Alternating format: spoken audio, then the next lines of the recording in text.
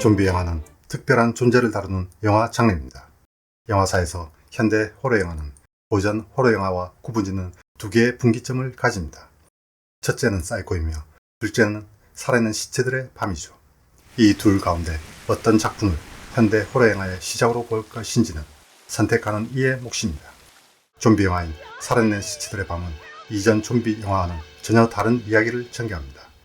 이전 영화가 부두교 노예 좀비라면 이후 영화는 인간의 변형을 다룹니다.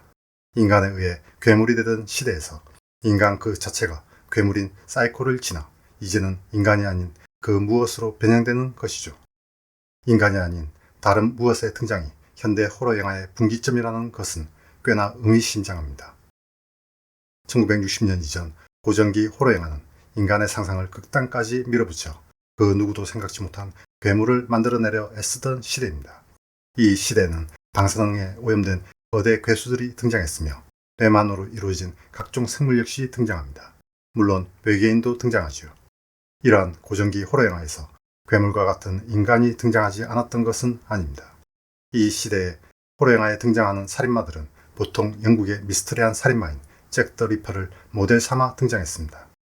알프레드 히치콕은 불안을 자극하는 안개가 뒤덮인 런던을 배경으로 영화 내내 단 한 번도 모습을 드러내지 않는 살인마와 그로 인해 공황 상태에 빠진 세계를 묘사한 하수긴을 만들어냈고 이로부터 이상 심리에 빠져 살인을 저지르는 인간들이 등장합니다.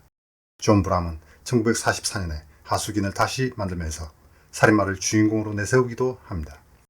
그리하여 에드거 G 울머가 잭 더 리퍼를 완전한 광인으로 묘사한 푸른 수염을 지나 50년대를 마무리하는 1959년에 로버트 S. 베이커와 몬티 버먼은 잭 더 리퍼라는 제목을 당당히 내세울 뿐더러 이탈리아 지알로 장르의 원형으로도 볼 수 있을 영화를 공개합니다. 이들 영화에서 묘사하는 것은 타고난 살인마입니다. 그러나 알프레드 히치콕은 사이코를 통해 인간 내부에 존재하는 양면성을 제시합니다. 우리 인간 내부에는 이성과 괴물이 동시에 자리 잡고 있을 뿐더러 언제건 부지불식간에 이성을 제압한 괴물이 튀어나올 수도 있다는 것이죠. 그런데 좀비는 인간처럼 이성과 괴물을 동시에 담고 있는 존재가 아닙니다. 좀비는 움직이는 시체죠. 이성의 스위치가 완전히 꺼진 다음 괴물로 부활한 이 좀비들은 이성 없는 본능만으로 사람을 공격하고 생사를 뜯어 먹습니다. 이와 달리 고전기 좀비의 행동 유형을 지배하는 것은 이성이 거세당한 도구적 인간입니다. 부두교 주술사가 주술이나 약을 통해 인간 혹은 시체를 좀비로 만들어 부려먹는 것이죠. 최초의 좀비 영화 화이트 좀비에서 사탕수수 분쇄 일을 하던 좀비가 무덤덤한 모습으로 사탕수수 분쇄 기계로 떨어져 비명조차 없이 갈려나가는 장면이 이를 잘 묘사하고 있습니다. 이러한 좀비 묘사는 1966년 영화인 좀비의 역병까지 이어지기도 합니다. 그런데 현대 좀비 영화의 시작인 살아있는 시체들의 밤에서 좀비는 이성만 없을 뿐 인간의 살덩이를 탐한다는 측면에서는 아주 적극적인 행위자입니다. 오로지 인간의 살을 먹는다는 목적만을 추구하는 초합리적 행위자라고 할 수 있습니다. 그리고 그것은 시체가 지닌 일종의 본능으로 표현됩니다. 이러한 극단적인 목적 추구 행위는 금전만을 추구하는 현대인의 생활 양식과도 닮아 있습니다. 또한 좀비는 산 사람의 이성을 파괴해 본능만 남은 존재로 만드는 것입니다. 베트남 전쟁에서 벌어지는 사육과 네이팜탄의 화염이 전파로 변해 텔레비전 영상으로 송출되던 1960년대 말에 이러한 현대 좀비가 등장했다는 것은 우연이 아닐 것입니다. 이러한 좀비 묘사는 평범한 사람이라면 시도조차 할 수 없을 극단적인 파괴와 살육을 이해하려는 한 가지 방편이었을 수도 있습니다. 1968년에 등장한 현대 좀비 영화는 세월이 흐르면서 무척 다양한 형식으로 등장했고 지속적으로 만들어지고 있습니다. 그러나 이러한 현대 좀비 영화 또한 고전 부두교 좀비의 영향력을 완벽하게 제거할 수는 없습니다. 그러니 이 목록에는 고전기 부두교 좀비 역시 포함됩니다. 저 수많은 좀비 영화 가운데 지금부터 나열할 10편의 좀비 영화 베스트는 한 사람이 제시하는 사사로운 목록이기에 단순 참고용 이상은 아닙니다. 10위는 에드먼드 L. 칸 감독의 1955년 영화 원자내가 달린 피조물입니다. 살아있는 시체들의 밤이 정말 현대 좀비 영화의 시작일까요? 원자내가 달린 피조물을 본다면 이러한 규정에 의문을 품을 수도 있습니다. 원자내가 달린 피조물에는 인간에 의해 만들어진 좀비들이 등장하고 좀비를 만드는 나치 출신 과학자도 등장합니다. 여기에 나치 과학자와 함께 좀비를 부리는 인물은 부하들에게 배신을 당해 복수를 꿈꾸는 깽단 두목이죠. 나치 과학자가 만든 좀비라는 측면에서 쇼크웨이브, 오버로드 같은 나치 좀비의 원형이며 복수를 꿈꾸는 인물이라는 측면에서 김요한 감독의 방법제차의 원형이라고 할 수 있습니다. 감독인 에드먼드 엘카는 1950년대에 저주와 외계인을 포함한 3편의 좀비 영화를 만듭니다. 조지 A. 로메로 이후 대중의 주목을 받은 좀비가 변형을 거듭해 오늘날 우리가 즐겨보는 저 숱한 좀비 영화의 원형이 되는 형태가 1950년대에 등장했다는 건 흥미로운 지점입니다. 9위는 마이클 소아비 감독의 1994년 영화 델라모르테 델라모레입니다. 좀비는 인간의 극단적인 변화를 그리는 영화 장르입니다. 그러면서 동시에 죽음을 거부당한 비이성적 존재들을 제시하는 영화 장르이기도 합니다. 델라모르테 델라모레는 죽음 이후에도 안식을 거부당한 존재를 묘사합니다. 영화의 제목은 죽음과 사랑입니다. 주인공은 묘직이죠. 그는 홀로 묘지를 지키다가 밤이 되면 시체 상태로 떠도는 자들을 다시 죽음으로 돌려보내는 일을 하고 있습니다. 그러다 미스터리한 여성과 사랑에 빠지지만 그녀 또한 좀비가 되고 맙니다. 사랑 다음에 죽음이 오는 것이죠. 델라모르테 델라모레는 좀비 영화 가운데 가장 독특한 분위기를 제시하는 영화입니다. 영화는 느긋하게 좀비들을 처리하는 일상에 갑자기 사랑이 들어오면서 변하는 삶을 다루고 있습니다. 죽음과 사랑은 늘 함께 간다는 것이죠. 델라모르테 델라모레는 살아있는 시체를 내세워 삶을 다루는 한편의 우화 같은 영화입니다. 8위는 연상호 감독의 2016년 영화 부산행입니다. 연상호 감독은 애니메이션 서울역과 북영화 부산행을 거의 동시에 만듭니다. 서울역은 그가 작업해왔던 애니메이션처럼 서늘한 시선을 줄곧 유지합니다. 그러나 북영화는 이와 전혀 다르게 만들어냈습니다. 그는 부산행을 통해 인간 창가를 묘사합니다. 영화가 공개되고 과도한 심파라는 비난을 받았음에도 이러한 태도는 이후 연상호 감독이 만드는 극영화의 태도가 되었습니다. 이와 함께 부산행은 거대한 채널처럼 굉장한 속도로 휩쓸려 다니는 좀비를 묘사합니다. 이러한 묘사는 이미 새벽의 저주가 보여준 것이지만 영화 내내 압도적인 물량으로 쏟아지는 좀비에 관한 묘사는 이제 한국 좀비 영화에서 고유한 형식이 되기도 했습니다. 그렇게 한국 좀비 영화의 기념비적인 작품이 탄생합니다. 7위는 에드거 라이트 감독의 2004년 영화 새벽의 황당한 저주입니다. 좀비를 다룬 영화가 얼마나 웃길 수 있을까요? 몸뚱이가 썩어 문드러진 살아있는 시체라는 설정은 웃음과는 거리가 먼 것처럼만 보입니다. 새벽의 황당한 저주에서 묘사하는 인간은 시체들의 겹겹이 둘러싸인 상태에서도 유머를 유지할 수 있다는 걸 보여줍니다. 게다가 억지스럽지도 않습니다. 세상이 이제 종말을 맞이할 것처럼만 보여도 주인공은 사랑을 위해 목숨을 걸고 그 와중에 좀비로 변해가는 친구와 소중한 LP 음반도 챙깁니다. 이를 보는 관객은 끔찍하다기보다 유쾌함을 먼저 느끼게 됩니다. 세상에 아무리 살풍경에도 허둥거리며 최선을 다해 삶을 유지하려는 인간에게선 진솔한 낙관이 느껴지기 때문일 겁니다.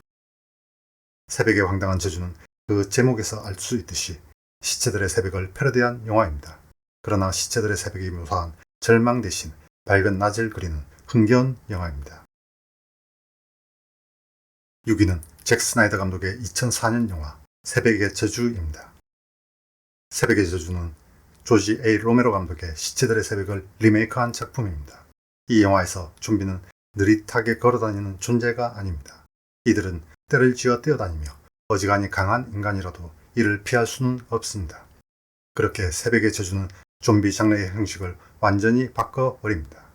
물론 좀비가 뛰기 시작한 게 이 영화부터인 것은 아닙니다. 그러나 단 한 사람을 찾기 위해 대규모 좀비가 엄청난 속도로 몰려다닌다는 설정은 바탈리언에서 그 단초를 놓고 새벽의 저주에서 완성됩니다. 새벽의 저주 직전에 등장해 때로 몰려다니며 인간을 사륙하는 28일 후는 분노 바이러스에 감염된 인간을 다룬 유사 좀비 영화이기도 하죠. 과도한 슬로모션으로 늘 비난받던 잭 스나이더 감독은 첫 번째 영화 새벽의 저주에서 슬로모션을 사용하지 않습니다. 그는 슬로모션은 영웅적인 화면을 만들어낸다고 말합니다. 인간 사회의 종말을 다루는 좀비 영화는 영웅을 다루는 영화가 아닙니다. 그처럼 정직하게 만든 새벽의 저주는 리빙 데드에 이어 새로운 좀비의 시대, 즉 러닝 데드의 시대를 열었습니다. 5위는 댄 오베넌 감독의 1985년 영화 바탈리언입니다. 조지 A. 로메로와 존 루소는 살아있는 시체들의 밤을 함께 쓰고 영화를 만든 이후 의견 차이로 갈랐습니다. 이때 존 루소는 자신이 쓴 살아있는 시체들의 새벽의 속편 소설 리턴 오브 더 리빙 데드의 권리를 가지게 됩니다. 이 작품은 묘하게도 엘피어스 하얏베릴의 소설 좀비 감염지대와 닮아 있습니다. 1927년에 공개한 이 작품은 사지를 자르고 육체를 파괴해도 죽일 수 없는 과학기술에 의한 좀비의 역병을 다루고 있습니다. 좀비호 그리고 바탈리언과 아주 유사하죠. 댄 오베넌이 감독한 바탈리언은 좀비 영화의 초기 형식을 완전히 새롭게 만든 작품입니다. 여기서 좀비는 아무 의식 없이 그저 인육만을 탐하는 존재가 아닙니다. 존 루소는 좀비가 죽음의 고통을 겪고 있는 것으로 묘사한 다음 이 고통을 잊으려면 인간의 뇌를 먹어야 한다고 설정합니다. 바로 여기서부터 이성 없이 오로지 인육을 향해 질주하는 좀비와 구체적인 목적을 지니고 인간을 사악하고 끔찍한 탐욕으로 끌어들이는 좀비가 갈라집니다. 4위는 자크 트루네르 감독의 1943년 영화 나는 좀비와 함께 걸었다입니다. 좀비는 부두교 추술에서 등장한 존재입니다. 그러니 영화에 처음 등장한 좀비는 부두교 좀비입니다. 20세기 초에 미국은 IT를 점령하기 위해 부두교에 관한 끔찍한 내용들을 기사화에 퍼뜨립니다. 기사에는 시체를 노예로 부린다는 좀비 또한 포함되었습니다. 그렇게 좀비는 미국 사회에 알려집니다.